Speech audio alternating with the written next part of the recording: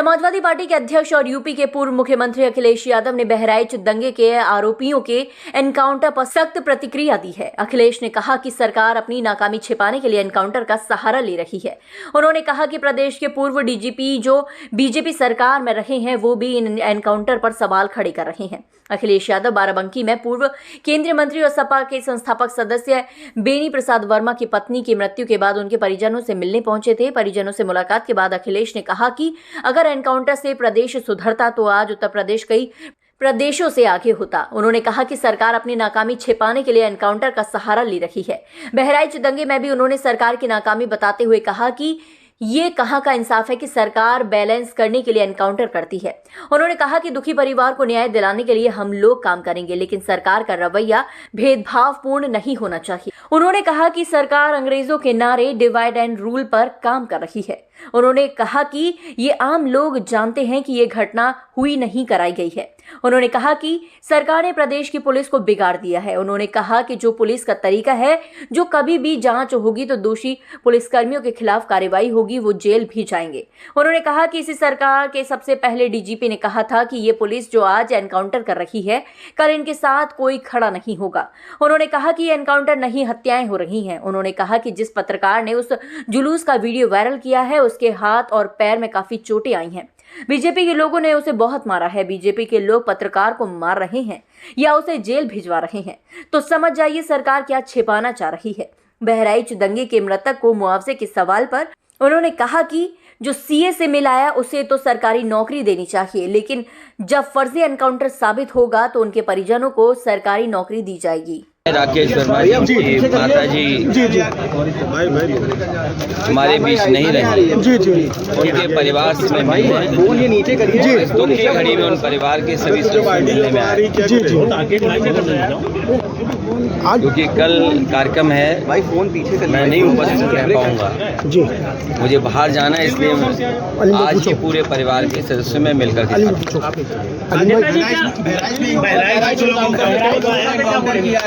और 5 लोग कुल गिरफ्तार हुए हैं, 2 का हाफ एनकाउंटर किया है। क्या कहेंगे?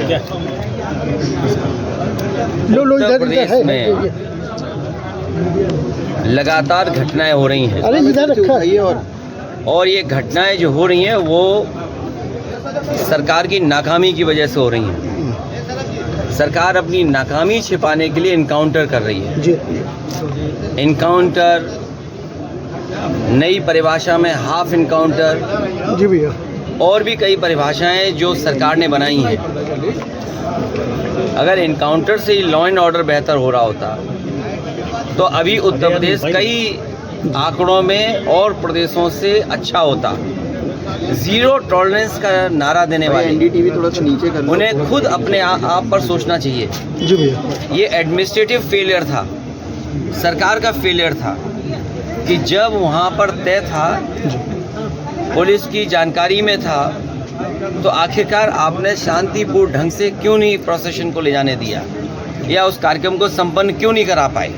जो लोग एक शांतिपूर्ण तरीके से एक कस्बे, गांव का या आसपास के लोगों का कार्यक्रम शांतिपूर्ण से संपन्न नहीं करा पा रहे हैं, उनसे लॉ ऑर्डर की क्या उम्मीद करेंगे आप। और फिर ये इनकाउंटर, हाफ इनकाउंटर, ये डराने के लिए हैं। आप मुझसे ना नाम बताते ना कुछ बताते, तब भी मैं कह सकता था कि इनकाउंटर किसका किया है इन्होंने। इनकाउंटर करना और नफरत को बढ़ावा देना, ये सरकार को नया तरीका मिल गया है काम करने का। ये अपनी सब नाकामी छिपा रहे हैं। याद कीजिए, उससे पहले दुनिया में कहीं ऐसा होता हो कि जब पहले इनकाउंटर पे सवाल उठाओ मंगेश पर, तो सरकार कहती है क्योंकि हमें बैलेंस करना है तो उसमें क्षत्रिय को भी मार दिया। तो ये कहाँ का लॉ एंड ऑर्डर है, कहाँ की ये व्यवस्था है जहाँ पर आप बैलेंस करने के लिए किसी की जान ले रहे हैं। भाई नीचे करिए। और सरकार अपनी नाकामी छिपाने के लिए खासकर इस तरह के इनकाउंटर कर रही है। सर परिवार की जो अभी जल्दी उसकी शादी हुई थी, इसलिए उसकी हत्या कर दी जाती है और लाइसेंसी बंद हो गई। क्या कहेंगे परिवार की तरफ? जो घटना हुई दुखद हुई, जो घटना हुई दुखद थी।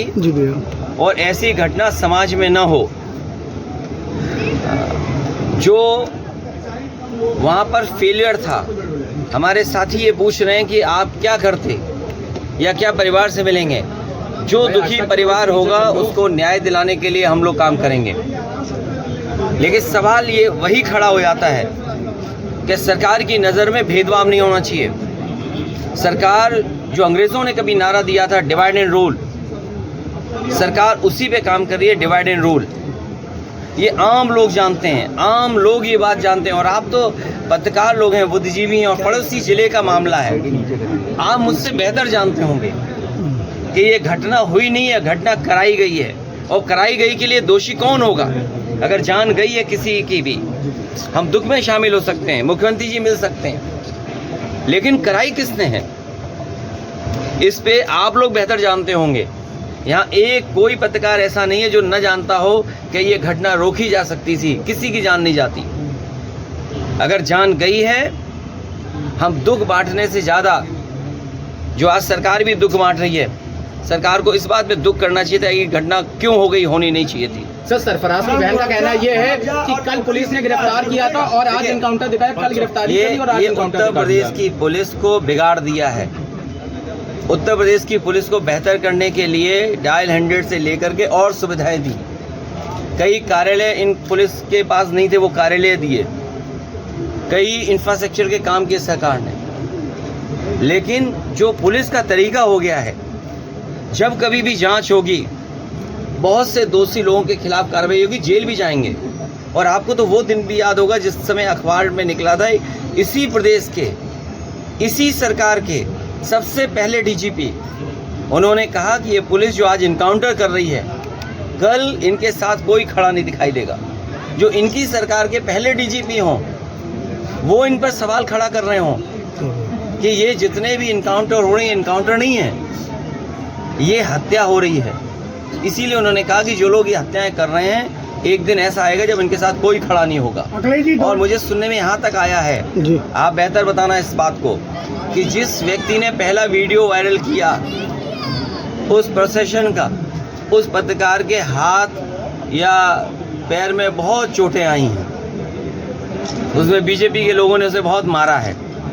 अगर बीजेपी के लोग पत्रकार को मार रहे हैं या बीजेपी के लोग पत्रकार को जेल भिजवा रहे झूठे मुकदमे में, तो समझिए क्या छिपा रहे हैं। कुछ तो छिपा रहे हैं ना।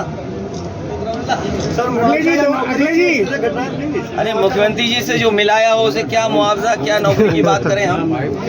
अच्छा बताइए, मुख्यमंत्री जी के साथ जो 2 घंटे वक्त गुजारा हो, उन्हें तो सरकारी नौकरी देनी चाहिए। और फिर जो फेक इनकाउंटर में निकलेंगे उनको क्या नौकरी देंगे क्या ये?